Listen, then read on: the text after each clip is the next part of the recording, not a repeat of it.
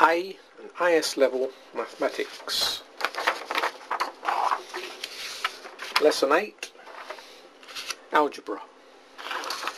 And on this session we'll be looking at curve stitching and transforming the quadratic graph and transforming the cubic graph.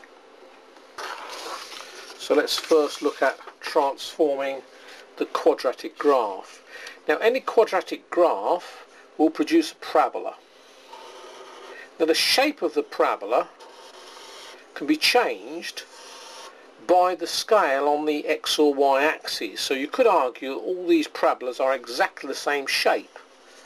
All that's changed is the scale on the x or y axis.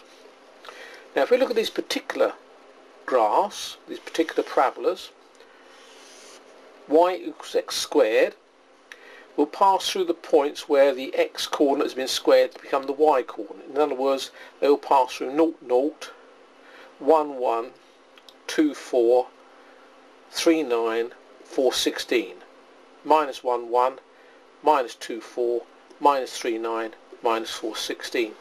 Now that shape of parabola could be changed if I change the scale.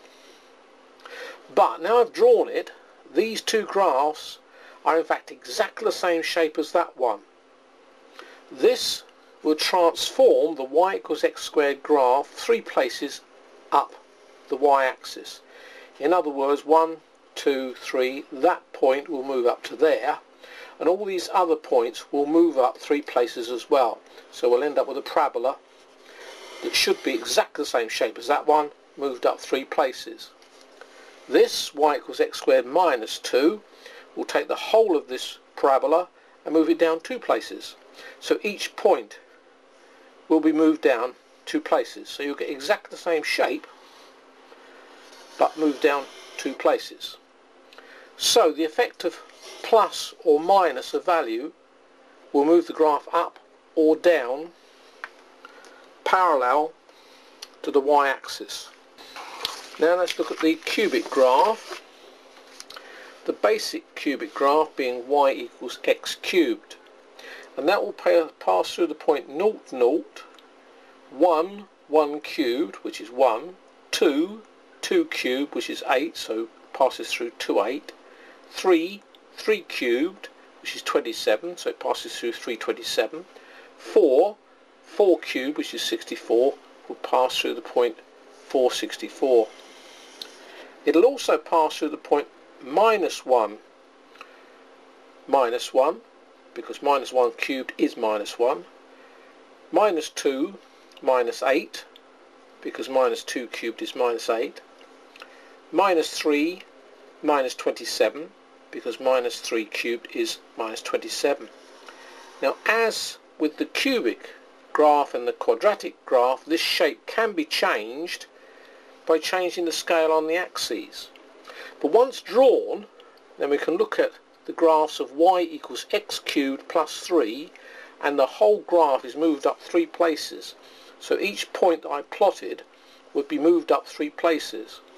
So we get exactly the same shaped graph passing through like that. Y equals x cubed minus 2 will mean this graph, every point being moved down 2 places. So the whole graph shifts down the page 2 places.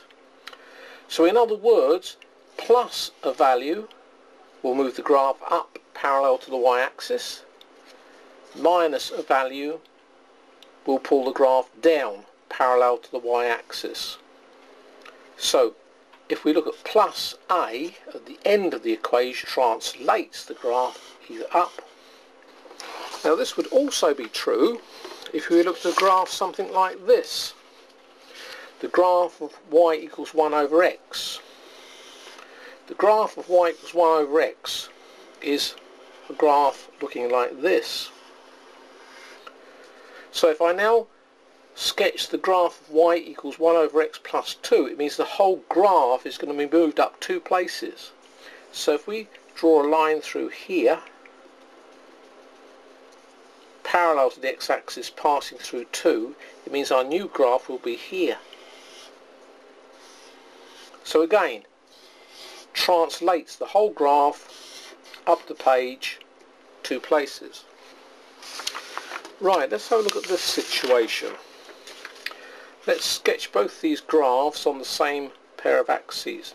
Now to sketch this graph, it'd be a good idea to find out where it cuts the x-axis. So to find out where it cuts the x-axis, we put it equal to 0 and we factorise it. We need two numbers that multiply together to give me plus 9 and add together to give me minus 6. Now that means to say, because both these brackets are the same, rather than cutting through the x-axis, it only touches it, and it touches it at x equals 3. So let's draw a sketch of our two parabolas. This is our y equals x squared graph, and this graph will have exactly the same shape as that, as long as we're using the same scale, and it will touch the x-axis at plus 3. So if I go 1, 2, 3, in other words, it has been translated across the page in that direction, 3 units. Now in fact, if we look at completing the square,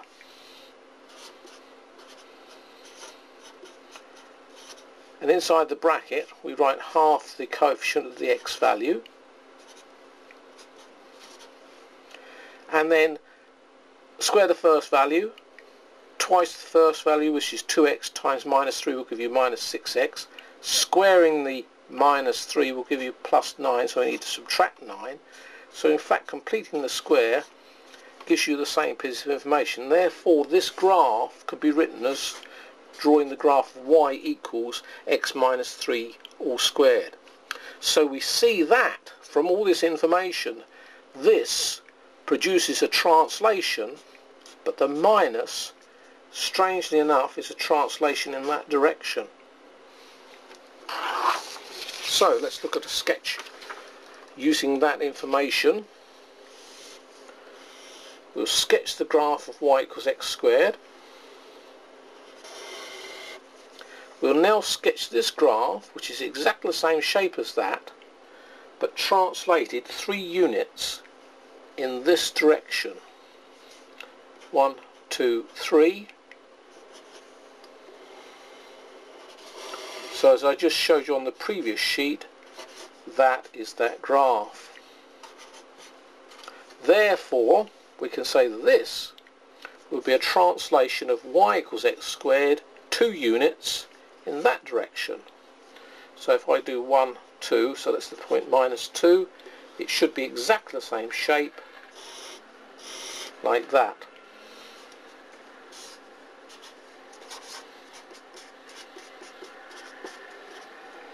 So if we have a situation of plus or minus a number, then it's a translation parallel to the x-axis, but if it's a minus, it's going to go that way. If it's a plus, it's going to go that way. So the same will apply for the basic cubic graph. So let's sketch y equals x cubed. There's a sketch of y equals x cubed. Now let's sketch this graph. It's going to be exactly the same shape as this, but translated 3 units that way. So every point will be moved 3 units that way. So let's put 1, 2, 3. Therefore the whole graph will end up looking something like that. This is going to translate the graph of y equals x squared 2 units in that direction. So every point will move 2 units over here. So let's move 1, 2 to minus 2. Therefore it's going to be something of that order. Y equals x minus 3 all cubed, and this is y equals x plus 2 all cubed.